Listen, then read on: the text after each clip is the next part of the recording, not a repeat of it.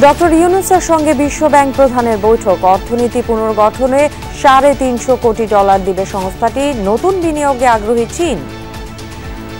China অনেকগুলো বিষয়ে বাংলাদেশের সাথে ট্রেড বাড়াতে চায়, বাংলাদেশে ইনভেস্টমেন্ট বাড়াতে চায় এবং বাংলাদেশের সাথে তার যে কম্প্রিহেন্সিভ স্ট্র্যাটেজিক যে পার্টনারশিপ আছে এটাকে আরো সুদৃঢ় করতে চায়।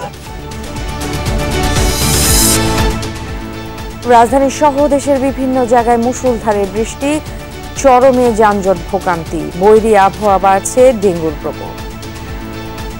প্রচন্ড মাথা ব্যথা ছিল, হাত পা কামড়াইতো, চাবাইতো, অস্থিরতার একটা ভাব লাগতো। বমি না আসলে একটু বমির ব্যাগ হইতো। শ্বাসকষ্ট হয় অথবা কোনো জায়গা দিয়ে যে ব্লিডিং দেখা যায় যে দাঁতের মাড়ি দিয়ে বা চোখের এখানে, তাহলে সেই ক্ষেত্রে অবশ্যই তাদেরকে ভর্তি হতে হবে।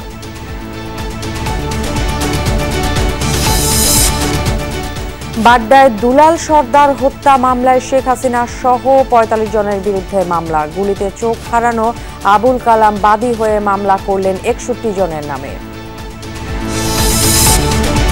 দুর্গাপূজায় কোনো হামলার শঙ্কা নেই, সর্বোচ্চ নিরাপত্তা দিতে প্রস্তুত পুলিশ, জানালেন আইজিপি।